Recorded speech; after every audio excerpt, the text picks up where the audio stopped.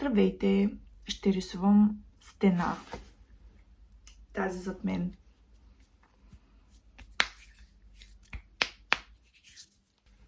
Понеже блокчето ми за рисуване свърши и брат ми предостави страхотната гениална идея да му съсипя стената. Надявам се, че не, разбира се. Имаме скица. Не се притеснявайте. Финалният продукт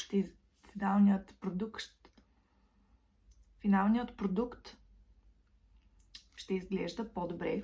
Надяваме се. Ще видим какво ще стане. Let's go!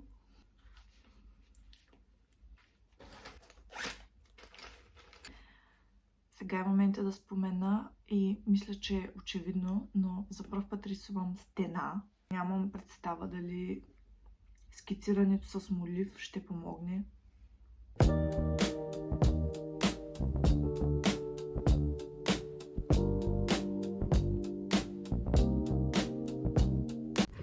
Така, това е много груба скица, по-скоро за да видя като разположение, кое къде ще ми е.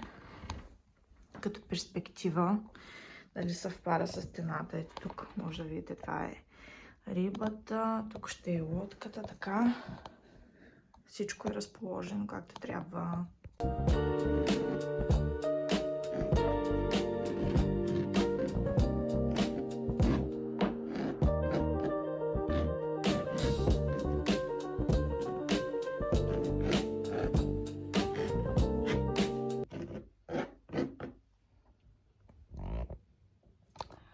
Много ми е трудно да снимам целия процес и нямам място на телефона си, затова ще ви покажа направо финалната скица.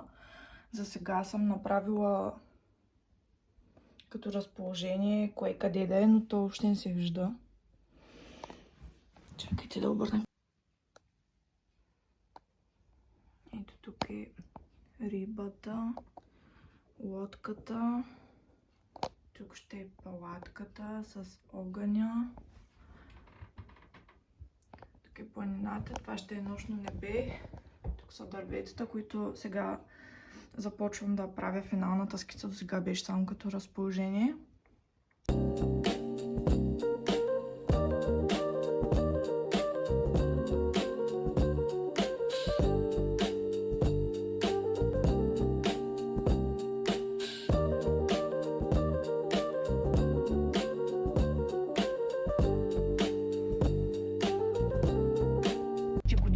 Бях купила едни боички от Теди, който не е специализиран магазин за арт материали, защото като за акрилни бои текстурата им беше перфектната гъстота, не бяха такива воднисти и се сещам, че имаха много наситен пигмент, покривах още от първия слой и също така съотношение грамаж, цена бяха много добре. Бяха в една голяма туба и сега за тази стена ще са ми перфектни. Оказа се, че продават още същите, но имаха само в черен цвят.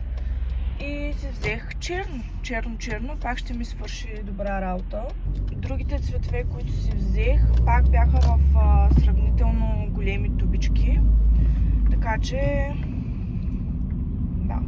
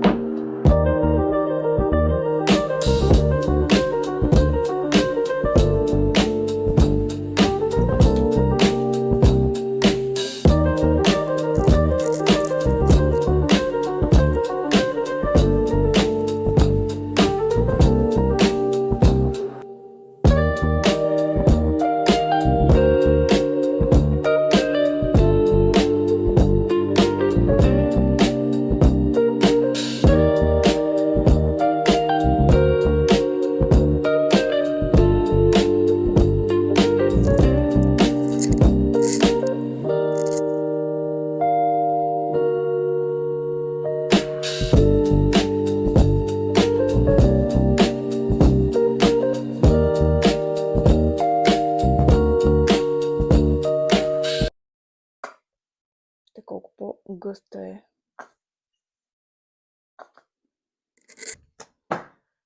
В сравнение с тази е по-течна. А тази е доста по-кремообразна.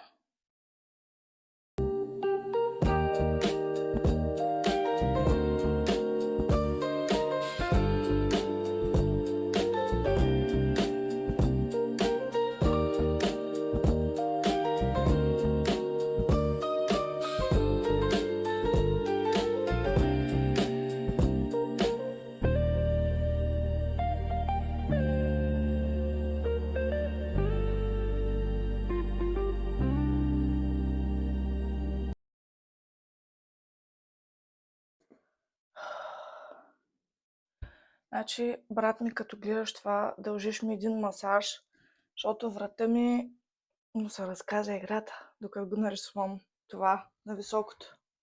И всичко е точно. Ето докъде я докарах. Има още доста какво да се прави, но просто физически врата ми не може повече. Много е неудобно и така трябва да гледам нагоре постоянно и да се протягам. Започнах в 9 часа сутринта, сега е 11:55.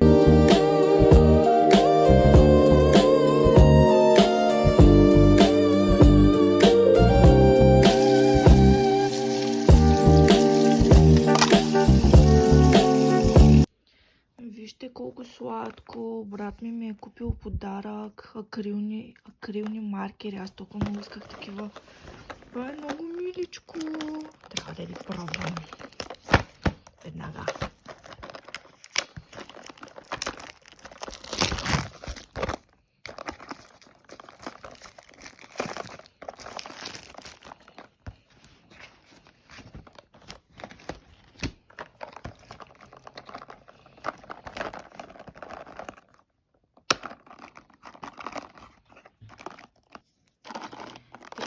и 6 цвята са. Много са яки.